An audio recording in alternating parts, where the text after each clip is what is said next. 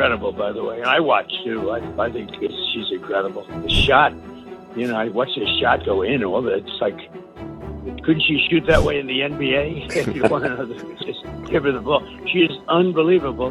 Donald Trump has finally broken his silence on Caitlin Clark. And what he said didn't just shock WNBA fans. It left Caitlin herself stunned. This is the kind of moment that shakes the world of sports to its core. Stay tuned, because you're not going to want to miss this. Caitlin Clark has scorched her name into the WNBA landscape. She is undoubtedly the league's most popular player right now. The visibility of the Women's League has forever changed upon her arrival. This shows in all of the attendance metrics of the WNBA, and it's clear in the amount of media discourse that covers her over any other player. She has the opportunity to be even bigger. She represents the league to a wider audience and drives even more people to look into the WNBA. Her popularity has come from the barriers of sports fans and has now even been able to reach the general public that was never familiar with the WNBA at all. This is a stature only reserved for the top of the top athletes. When you hear golf, you think of Tiger Woods. When you hear sprinting, you think of Usain Bolt. Even your grandma would recognize these names. In the NBA, it's Jordan and LeBron. But the WNBA has never had this name until now. Caitlin Clark's popularity has exploded, even to the point where current President-elect Donald Trump has had to give his take on the Caitlin Clark phenomenon. With all of the issues that Caitlin Clark has brought to light about the economics of the WNBA, it's also fascinating to hear about what Donald Trump has to say about it as an experienced businessman and media personality. It's amazing that Caitlin Clark has been able to generate interest and support for the WNBA from the most powerful people who even operate outside of the field of sports. Caitlin has been an advocate for the improvement of women's sports and has used her platform to address the issues of equality in it. It's a huge success for women's athletics that more of these issues are tackled on major sports platforms by important voices in politics, business, and media,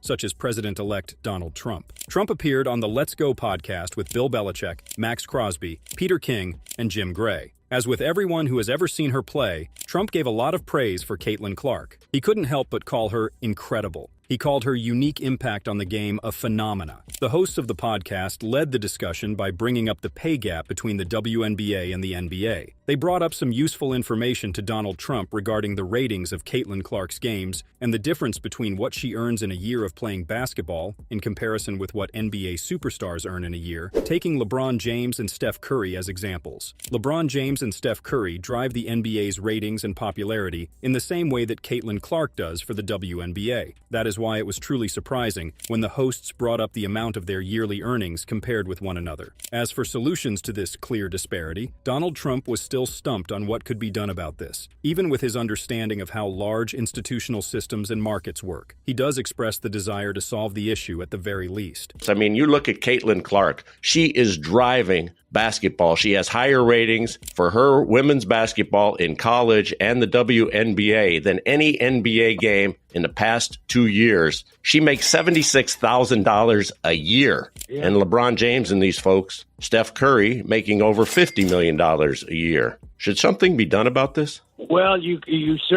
like to do that, but it's a very complicated thing. It's a very unusual. Trump may have given a short and overall underwhelming answer concerning the disparity of basketball league salaries, but it was only because he was so eager to talk about the greatness of Caitlin Clark as a basketball player. He says he watches Caitlin Clark's games and even made sure to give his appreciation for Caitlin Clark's unique skill set, which is shooting the lights out of the basketball. Her talent made him ponder if her skills could even transcend the WNBA and translate well to the NBA. She would get the right salary that her talent deserves if that were the case. She's incredible, by the way. And I watch, too. I think she's incredible. The shot, I watched the shot go in. All that. It's like, couldn't she shoot that way in the NBA? If you want to just give her the ball. She is unbelievable. And it's a phenomena. It is kind of astounding that Caitlin Clark is doing this much to grow the smaller industry of the WNBA, while the league itself isn't able to fully compensate her with what she deserves. She's earning less than what her true value is as the WNBA's #1 star. It's a unique place to be for an athlete. Not many athletes before have succeeded in this precarious role. Donald Trump recalls the likes of Tiger Woods and the general idea of young star athletes in different sports in order to compare to what is happening with Caitlin Clark. These are players who receive a smaller amount of financial compensation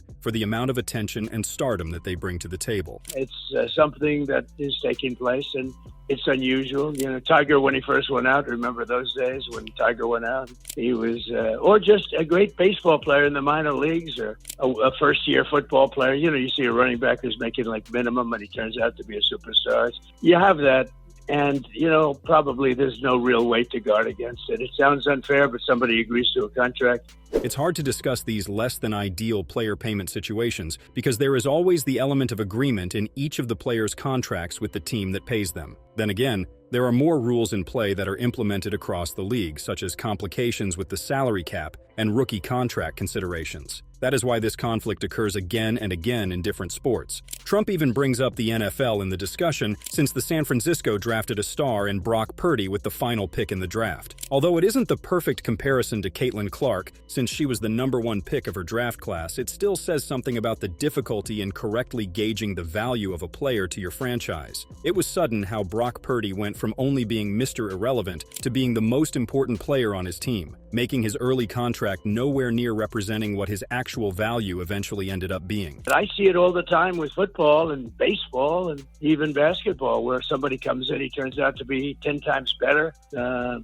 quarterback for San Francisco, wasn't he the last draft choice? And I watched as 2 quarterbacks got hurt for the team, and they were having a hard time anyway, but they got hurt, and he comes in as the last draft choice, and he moves the team. He moves it, and other guys that get drafted #1 don't move it at all. It's an amazing... It might be amazing for the San Francisco to land on such a great talent that was previously undervalued, but the conflict still exists to the athlete's detriment, so it's still very much worth examining the situation, no matter how tricky it can get. There is a pay gap between the rookies of a sports league compared to the experienced veterans, and even more so with the star players in the prime of their careers. This is understandable because those players are in different phases of their careers and typically bring another level of value to them typically. There is just a complication when a player on their rookie contract brings more value than any rookie in the history of their league. I am, of course, talking about Caitlin Clark here. The highest paid player in the WNBA is Jackie Young, a star for the Las Vegas Aces. She earns an annual salary of $252,450 per year. Meanwhile, Caitlin Clark, a rookie for the Indiana Fever, only has a base annual salary of $76,535 for the 2024 season. This is a substantial pay gap between the 2 WNBA players. The irony is that Caitlin Clark is around the same level of player as Jackie Young in terms of talent already in only her rookie year, and clearly she would have more upside as a team's asset. Their salaries do not show this accurate representation of their value as players. Clark also definitely generates more revenue for her team and the WNBA at large through attendance, attention, and sales. Her annual salary of $76,535 is not even that far from the minimum wage for a WNBA player, which is $70,103. But there is a much larger glaring pay gap than the one between 2 women's basketball players in the same league. Professional basketball arguably has the largest pay gap of any profession when it comes to the difference in gender. The pay gap between the WNBA and NBA is a huge chasm. This is expected by many and very easily explainable on the surface. The revenue that the NBA generates is just that much larger than the revenue that the WNBA is able to generate. The major revenue streams of both leagues are ticket sales from attendance, TV or broadcasting rights, and sales of merchandise. There is then more coverage done for the NBA, greatly boosting its visibility to the public as well. NBA games and NBA players are getting much more attention on every form of media, which then exponentially boosts their earnings as well. This gap is more understandable when you think about the difference in the maturity of the leagues. The NBA has been going on for many more decades. The NBA is now in its 79th year as a basketball league. Meanwhile, the WNBA is only in its 29th year. The NBA was also merely generating low revenue when it was at this early stage as a league. That being said, the WNBA can still do more to bridge this gap since there are many more avenues to market the league in the current day. They have increased in their TV ratings over the most recent seasons, yet the WNBA still has not reached a mass audience on TV. Despite all of its impressive growth in viewership, it still struggles to gain a strong enough television audience in comparison to other professional sports leagues. In the 2023 season, the WNBA's average regular season viewership was only 505,000. This is less than half of the NBA's average regular season viewership of 1.6 million. In the most viewed games of the season, the gap became even more glaring. The WNBA Finals had an average viewership of only 728,000. Meanwhile, The NBA had an average viewership of 11.64 million for the NBA Finals. It's even tragic to compare that WNBA Finals audience of 728,000 to the women's basketball NCAA Finals last year. The Battle of Iowa Hawkeye and LSU Tigers garnered a viewership of 10 million people to watch the game. It's still women's basketball, but it's not even close. It should be the case that the WNBA has stronger viewership in its finals because of the quantity and quality of star talent that they have. This could just be another testament to how fans truly love Caitlin Clark too. Clark has now brought in the highest average attendance for the WNBA in 22 years. This figure is 9,807.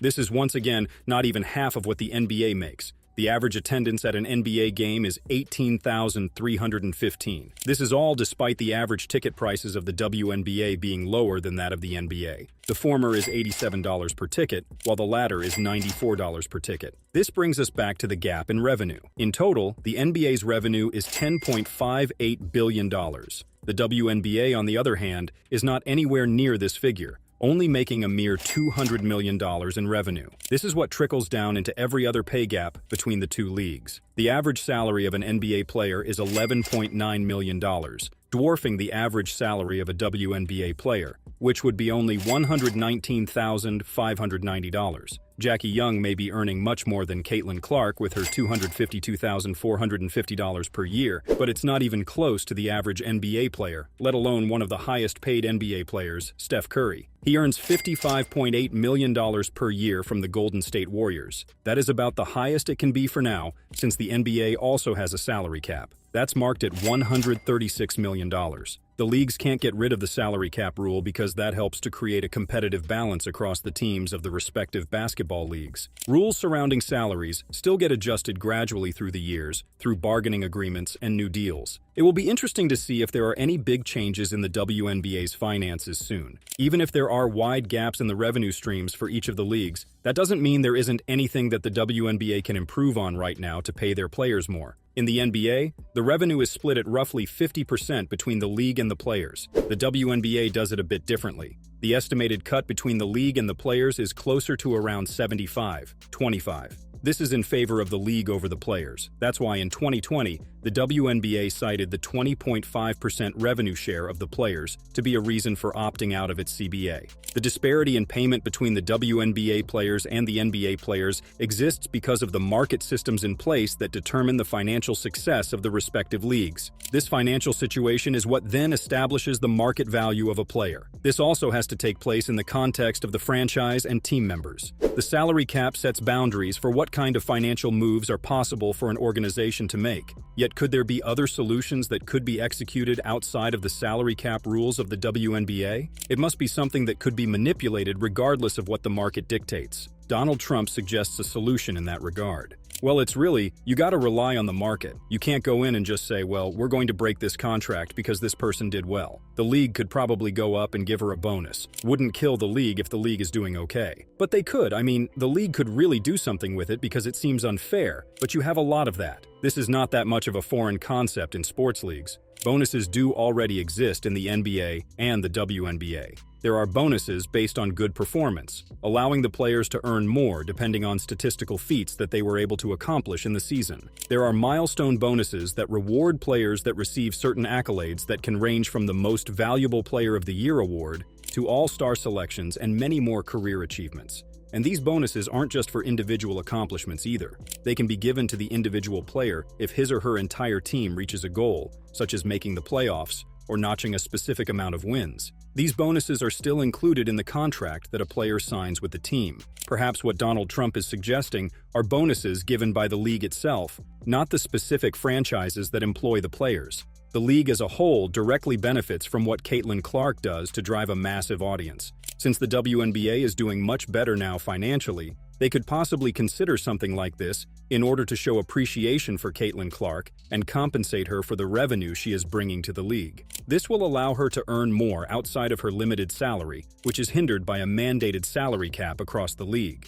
The most tragic part is the far distance between this salary cap with that of the NBA. meaning no matter how good Caitlin Clark is, she will never earn as much as an NBA star player.